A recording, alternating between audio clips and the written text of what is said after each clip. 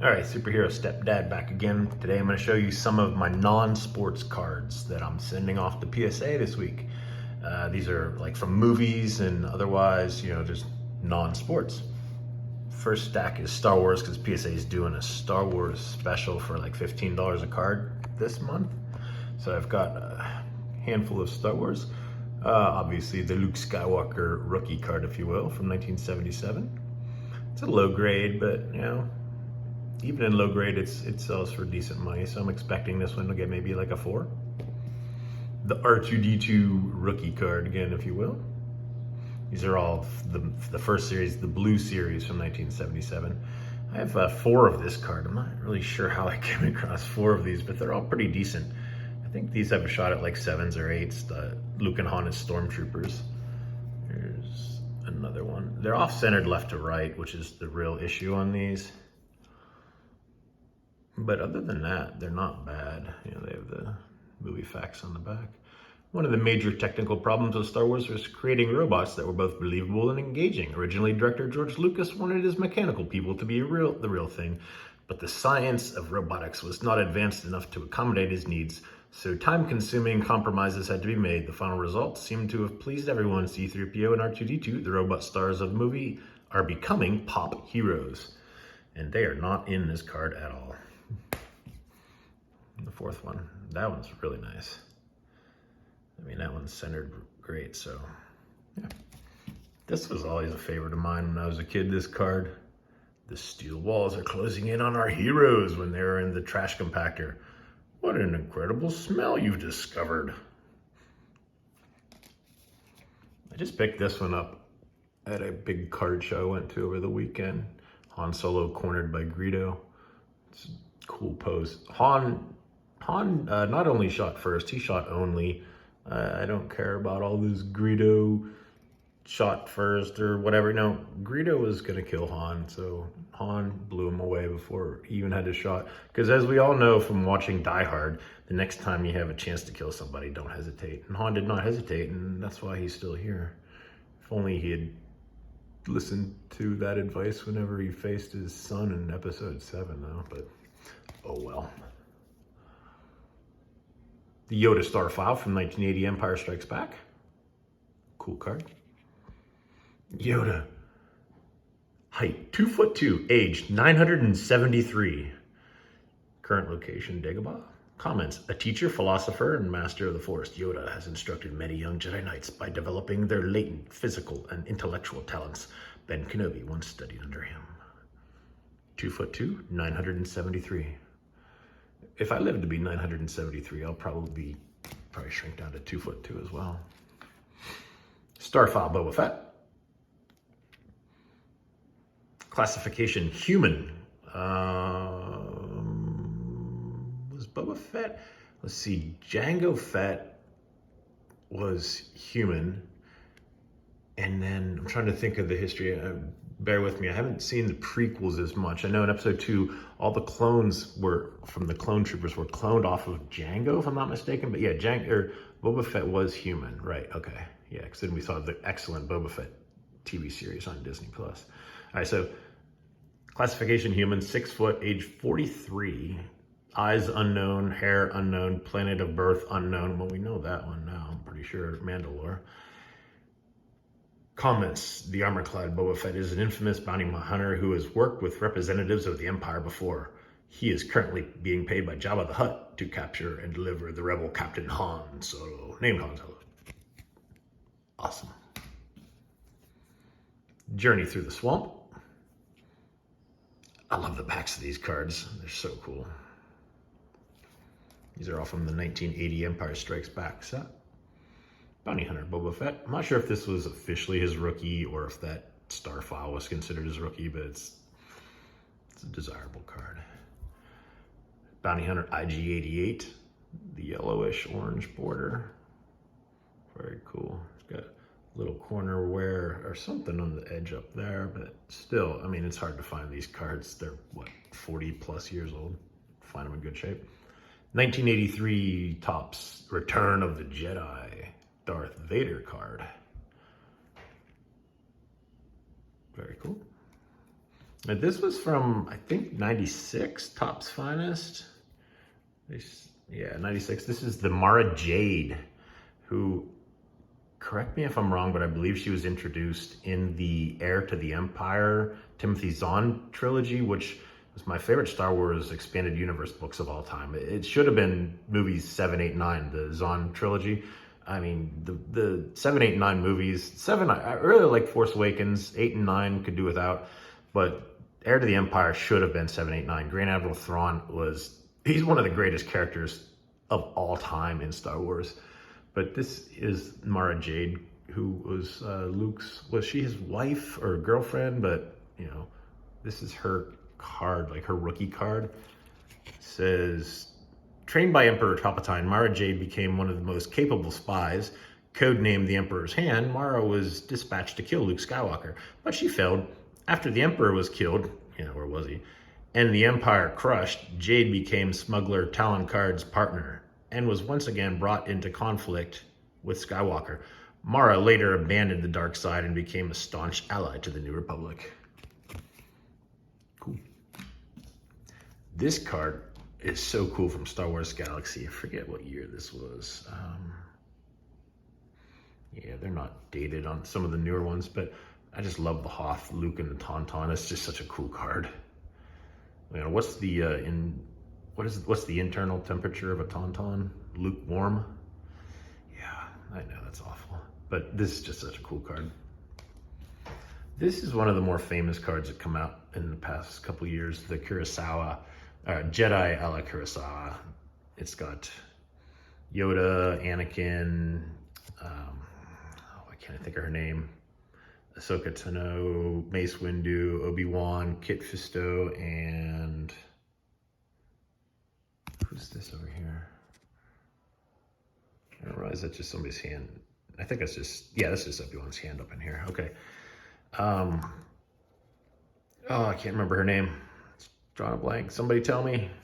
Does it say on the back? Shakti, that's it. Okay. Oh, Ayla Sakura. Oh, what's her name missing on there? Ahsoka's, oh no, Ahsoka's not on there. Okay. Yeah, forgive my ignorance, but yeah, this card it's not the refractor version, but it's still a very cool card. I swear I'm a huge Star Wars fan, I really am. I'm more so with the original trilogy, Star Wars, Empire, and Jedi. Those are my favorites, but I do love everything Star Wars. This card's just so cool. This is a refractor of Bring the Force Home, the Star Wars action figures. And it's got the movie poster done with the original Star Wars figures for Luke and Leia, and R2 and C3PO in the background. Collect all the vintage Star Wars cards. So cool. It just came out. I think this is from just this year, or last year, 2022, I want to say. It's either 2021 or 2022. Very nice one. This one is autograph. It's from the Mandalorian X-Woves. It's autographed. It's the orange refractor, number 16 out of 25, Topps Finest. So I'm missing that off. So that is going in one order, which is the separate Star Wars order, which is $15 a card. These are the rest of the cards that I'm sending off that are non-sports cards. This is from the Goonies, which is my all-time favorite movie. I have seen it 185 times and counting. I'm not making that number up. I've legit seen the movie 185 times. I've visited the set. I've been to Astoria, Oregon. I am an absolute Goonies fanatic. I know everything about the movie. The Chunk sticker, he's a lawyer now. The Goonies title card, this card is insanely expensive in PSA grade. Like a PSA 8 will sell for like $200 and some. So I'm hoping to get like a 7 or an 8 for this. This was, I believe it's just the first card in the set. Yeah, continued on card 2. So this is the title card. I have 2 of them. This one here looks to be a little bit better centered. So I'm not expecting much more than a 7. I would love to get an 8, but a couple of those. I have a few more Goonies cards. Mouth Monkey Data and Chunk. What next? Face to Face with Sloth. Rest in peace, John Matusak. The Rockin' Octopus, which of course was deleted from the movie, but is in the it's in the deleted scenes. It was in the original cut of the movie, which I saw the movie in 1985 in the theaters when I was a real little kid, and I can't remember if it was in the theatrical version that I saw. I think it was. along with some of the other scenes, like whenever Troy lights up the map and smokes it, explains why the map has burn marks and stuff on it. A few other scenes that were deleted, but I think the octopus was in the original theatrical version, but it's definitely in the deleted scenes that are on like DVD commentary and stuff like that. But Data makes reference to it, like the octopus was very scary. And well, there's a card of the octopus, which I'm kind of glad that it's not in most cuts of the movie, because it's really lame effects and silly, but it is what it is. Discovery of the treasure cabin. It's on the pirate ship Inferno. Little fun fact about the ship. For the movie, the crew built an actual pirate ship. Like the ship that you see in the movie, Willie's pirate ship, the Inferno, is an actual pirate ship that they built to full scale. Like it was like an actual ship. And whenever they were done making the movie, they tried to give it away to anybody that would take it, but nobody wanted it because it was an actual full-size pirate ship. And it's like, where are you going to store that unless you have, like, you need one heck of a boat slip for that. So nobody would take it, so they just got rid of it. I think they just like dismantled it, which is very sad, but they tried to give it away and nobody would take it. I can only imagine, like, could you imagine if you had One-Eyed Willie's Inferno, the pirate ship from the Goonies nowadays, how much money you could make, like, doing tours and, little day trips and stuff on that? Oh my goodness. But and also the reaction that the kids make whenever they land out of the water slides and they first see the ship is real. They kept all the kids off the set when they were building it, so they were not allowed to see the ship at all during the filming or during the making of the movie until it was filmed. So the reaction you see is their actual first time seeing it, which is kind of cool. A couple more Goonies cards. Here's, oh my gosh, it's Captain Sloth. It's funny how whenever he rips the underneath his Sloth or his Superman shirt, you can kind of see a Raiders shirt, or Oakland Raiders jersey, which is the team that John Matuszak, the actor, played for. He's an NFL. He died shortly after the filming of this, but he played for the Raiders back in the 70s and 80s. So he had a little Raiders shirt on. Mama and a Drink. Cool card. And Long Live the Goonies. Nice card. I have two of that. One more. I have the Goonie Pledge. Because these aren't in order. I'll have to reorder them before I send them off. All right, a few other cards real quick. I have this Transformers Wind Charger from 1985 Hasbro. I'm not even sure what this is exactly, but I know it's worth a lot of money, and if it grades a 10, it's worth like $1,500 in a 10, and this one looks fantastic. Like, it's center gray, no damage to the corners, if you will. It's rounded so there aren't actually corners, but I'm gonna take a shot on it. Here's a cool Zelda Link sticker. I believe this is a sticker. It might be a card, I'm not sure, from 1989 Nintendo. So I'm gonna send that. I think this, yeah, it's a sticker. You can see they are on the edges. I have some Batman 1989 Topps Batman cards. There's the title card. I did pretty well with these before. I sent in a handful of them a while back and got some good grades, and they sell pretty well. Even the 9s sell pretty decently. It's worth sending them in if you have good copies of them. So I have the title card. Vicky Vale, Kim Basinger, Night of the Bat, Back from the Dead, Jack Nicholson. Flight of the Batwing. That's so cool. I mean, that's awesome. Bruised but not beaten. Who's your favorite Batman? I'm an 80s kid, so obviously Michael Keaton's my favorite. Hands down, Michael Keaton's my favorite. Yeah, the Tim Burton movies are the best. I mean, I'm not as big of a fan of the Dark Knight trilogy. It's just too dark, if you will. I know that's the name of it, but I like my Batman to be more comical, and the Tim Burton ones are great with Jack Nicholson and Danny DeVito as the Penguin. That's my stuff. I have a Power Rangers card from 1994, I want to say it is. Yeah. This card here, it's really nice. Good centering, decent corners and all, so I'm just going to send this in.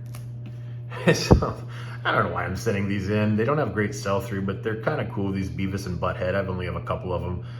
Citizen Butthead Part 2. I'm just sending this one in because it has Bill Clinton in it, and it's in really good shape. I mean, the corners are great and everything, so I'm not going to bother reading all that. You can pause it and read it if you want, but this is from when they, apparently they met Bill Clinton. I don't remember this. I watched that say about the server? I'm not reading that. Yeah, I'm embarrassed to admit I'm gonna cover that up. Because actually I'm gonna look off camera. Yeah, I'm just gonna cover that up.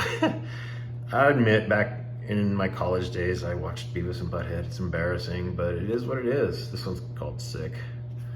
Okay, Harry Potter sticker. I think this is like considered his rookie or one of them. It's Panini sticker here. It's in pretty nice shape. All right, I have some really cool Garbage Pail Kids. Kissed Kyle. This is like Gene Simmons from Kiss. This card is from 2013. This one's one of my favorites because Back to the Future is one of my favorite movies too, along with Goonies. 1985 had the best stuff, man, I'm telling you. Goonies, Back to the Future, I mean, seriously. Tardy Marty, this is just awesome. The 80s spoof sticker set. I have to see what else is in that set because I'm not sure. This is out of 25, so there are 25 in that set. So I have to see what else is in that set. But I just was looking and found this one online and I'm like, yeah, I gotta get that. This cool Deadpool set, the sport ball, they took from Deadpool, the cartoon, or the comic and the movie and everything, they put cards that are spoofs of famous cards. So this is a spoof. I'm sure if many of you know that this is the design of the 1989 Fleer Billy Ripken famous F-face error card, if you will. If you know what I'm talking about, you know that on the Billy Ripken for the Baltimore Orioles from this same design from 1989 Fleer, on the bat knob, I can't read what this says. Let me look at it up close. I can't tell what it says. I need like a magnifying glass to read what that says. But on Billy Ripken's bat, it says F dash dash dash, if you will, face. You know, I'm not going to say the word on air here, but yeah, it's like the most famous error card of all time, maybe next to the Frank Thomas no name. But yeah, so Deadpool, they made this little set of cards. I have another coming up here, Deadpool, but they recreated cards, and this one is a spoof on that. It says Deadpool, 6'2", 220 pounds, after Taco Tuesday, hometown somewhere. While Deadpool liked to play for Team Taco, for years he secretly sought to create Chimichanga, Team Chimichanga, 2018 Marvel Deadpool. That's just an awesome card. The other Deadpool card I have is, this is a recreating of Shaquille O'Neal's Upper Deck rookie card. So that's just cool. What year is the Shaq one? 91, 92, something like that. I forget what. After Deadpool retired from the league, it was discovered he wore platform shoes to increase his height. This one says he's 6'5", and this one says 6'2". Yeah, but there's that. And then the last couple cards are all Garbage Pail. Unfriendly Freddy Krueger, that's pretty nasty. 80s horror sticker. Leather Chase, Texas Chainsaw Massacre, if you will. Retro horror sticker. And I have a few Calvin and Hobbes. Who doesn't love Calvin and Hobbes? They put out the set. Here's Crispy Calvin. Lovely. I wonder what that puzzle would look like if we had them all. And Hot Stuff Hobbes. So it's the same card, pretty sure. But you know how they do two different variations. So I have those. And then I think I have just a couple more of, yeah, I have two more Hot Stuff Hobbes because they're in really good shape. So I don't know if these are worth anything. These are pretty new. These Hobbes ones just came out 2022, so like last year. But I figure a lot of the Garbage Pail Kids, especially those with pop culture type references and all like that, that Marty McFly Batman or Back to the Future one here. Where was it? This one. And a PSA 10 is worth like hundreds of dollars. It's crazy. So I'm hoping to get it grades well. Same thing with the Kiss Ka. I want to say the 10s are worth like 150 bucks or something. But so I know that a lot of these pop culture reference ones will do well if they grade high. So I figure, I don't think there were any of the Calvin and Hobbes ones out on eBay yet, but I'll give it a shot. So that is what I have. These are two of the orders that I'm prepping. So the Star Wars is going separate, obviously, because it's a members club special. If you're a PSA member, you get $15 submissions for Star Wars cards for this month. And then all these non-sports are going in at whatever the price is for those. So I have several other orders. I have got vintage bulk, I've got modern bulk, I've got an autograph set, or autograph cards, cards that just need certified. There's a lot of Hall of Famers in there. I've got like Tony Gwynn and Kirby Puckett and all kinds of stuff there that I'm prepping, and I'm gonna make some videos of those in the coming days. So thanks for watching, and long live the Goonies. Chunky to man. Bye-bye.